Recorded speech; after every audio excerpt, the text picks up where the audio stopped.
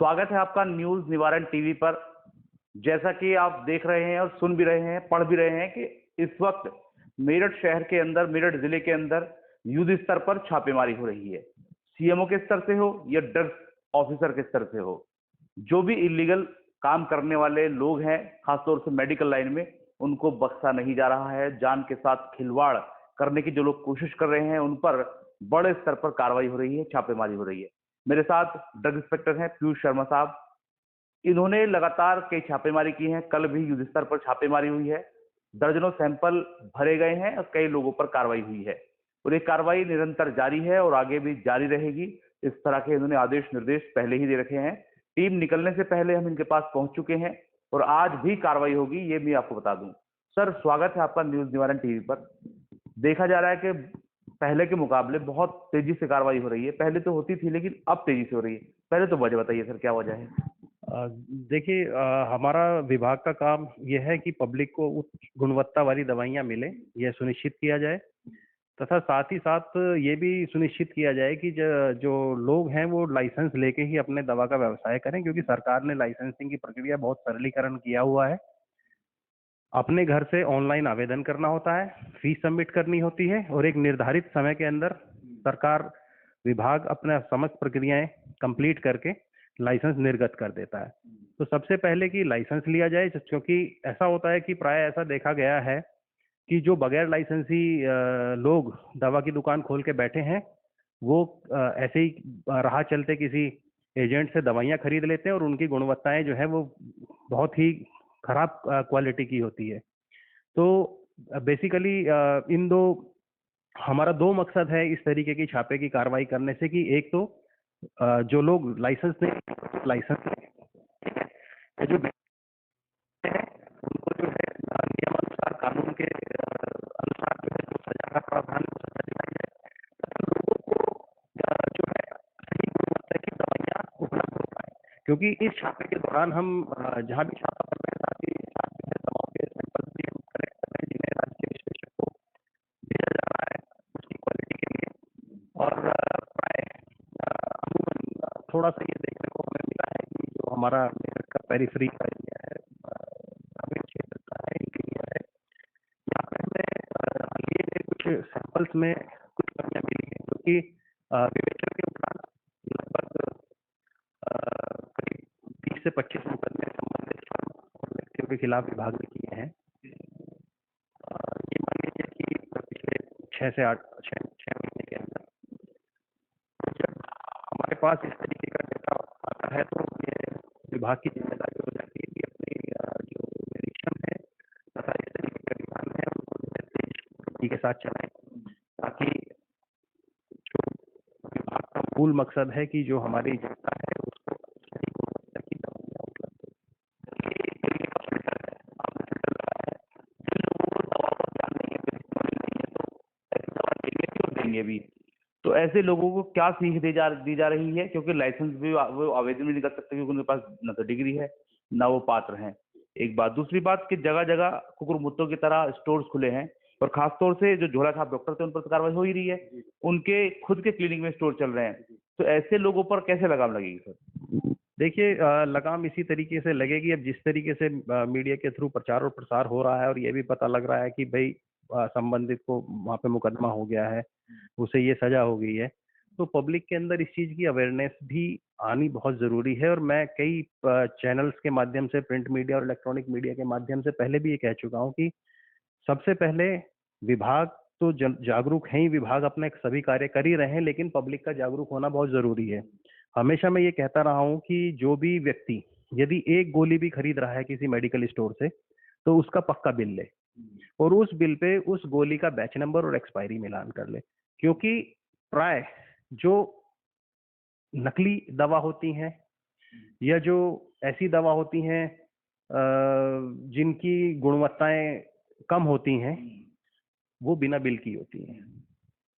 तो यदि पब्लिक एक गोली खरीदने का भी पक्का बिल लेगी तो उसको नकली दवा मिलने की संभावना 99.9% खत्म हो जाएगी। सर, पक्के बिल की आप बात कर रहे हैं, मैं समझता हूँ पूरे जिले के अंदर पक्के बिल की व्यवस्था मात्र 30% स्टोर करते हैं।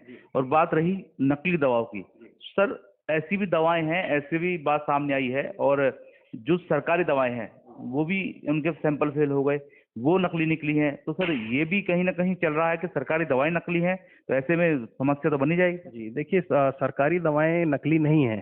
सरकारी दवा नॉट ऑफ स्टैंडर्ड क्वालिटी आ सकती है कि थोड़ा वो अगर कोई लोग बना दें, उसको बन रही है ना जी। नहीं, देखिए सरकार की जो दवा खरीदने की प्रक्रिया है वो एक फुल प्रूफ प्रक्रिया है। उसमें कोई लोकल लेवल पे दवा नहीं खरीदी जाती। जनरली CMSD स्टोर्स हैं, उनको दवा सप्लाई होती है। गवर्नमेंट की एक सिंगल बॉडी है, Uttar Pradesh medical supply corporation. तो पूरे स्टेट के लिए ये संस्था जो है दवा खरीदती है और फिर हमारे स्टेट के अंदर डिस्ट्रीब्यूट करती है। तो अमूमन वो जो संस्था है वो अपने यहाँ पे भी ड्रग इंस्पेक्टर्स के थ्रू चेकिंग कराती है, और प्राय हम लोगों को वहाँ से भी निर्देश भी आते रहते हैं। और ये हमारे कार्य क्षेत्र में भी है कि हम सरकारी जितने भी स्टोर्स हैं वहाँ से भी सैंपल्स कलेक्ट करें, और हम करते भी हैं। और लेकिन हाँ, मैं ये नहीं कहूँगा कि वहाँ से उठाया हुआ कोई सैंपल बिल्कुल 100% मानक पे ही रहे। वहाँ से भी आए हुए कुछ नॉट ऑफ स्टैंडर्ड क्वालिटी आए हैं कि हाँ, दवा का परसेंटेज जितना होना चाहिए उससे कुछ कम मिली है। तो उसमें भी जो हमारा कानून है उसके तहत कार्रवाई की जाती है। संबंधित फर्म जिसने उस संस्था को दवा सप्लाई की है वो अपने तरफ से उसको बैन करना या जो भी लीगल एक्शन होने होते हैं वो प्रक्रियाएं चलती हैं। और ये चीजें धीरे धीरे मेरे हिसाब से कम होती जा रही हैं, क्योंकि जैसे जैसे कानून अपना काम करता है लोगों में भी जागरूकता इस चीज के लिए आती है। और मैं खास तौर से एक चीज कहूंगा, जैसे भी आपने कहा कि केवल जैसे आप कह रहे हैं कि 30% मेडिकल स्टोर ही बिल दे रहे हैं। सबसे पहले हमारे यहाँ हमारे उस पब्लिक को जागना होगा, हमारे उस उपभोक्ता को जागना होगा। यदि वो बिल की डिमांड करेंगे तो मेडिकल स्टोर वाले को कंपलसरी है बिल देना, वो देगा। और यदि वो बिल नहीं दे रहा है तो उसकी शिकायत जो है विभाग के साथ कर सकते हैं। तो सर दोनों सूरत में चूना लगाया जा रहा है। एक तो बिल नहीं दे रहे, GST की बचत हो रही है, सरकार राजस्व को चूना लग रहा है। दूसरा यह है कि जो लोकल मेडिसिन हैं उनका भी आदान प्रदान शुरू हो गया है।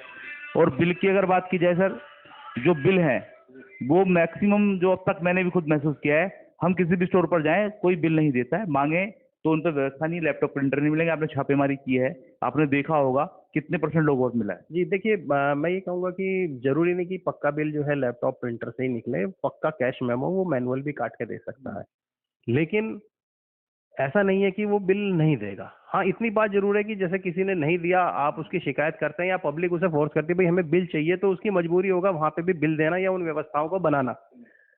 इसके अलावा जो है विभाग अपने निरीक्षण में इस चीज का बड़ा ध्यान रखता है कि बिल उस संबंधित मेडिकल स्टोर के द्वारा दिए जा रहे हैं अथवा नहीं दिए जा रहे हैं।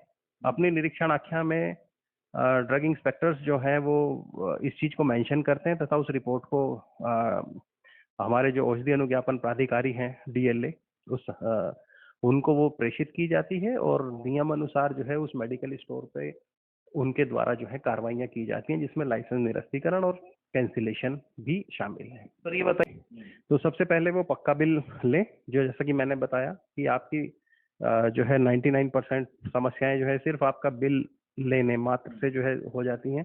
और जो लोग गलत काम कर रहे हैं तो मेरा उनके लिए भी संदेश है कि बेशक आप आज नहीं पकड़े जा रहे, आप कल पकड़े जाएंगे, परसों पकड़े जाएंगे, लेकिन ऐसा नहीं होगा कि आप जो है इसी तरीके से फ्री घूमते रहेंगे।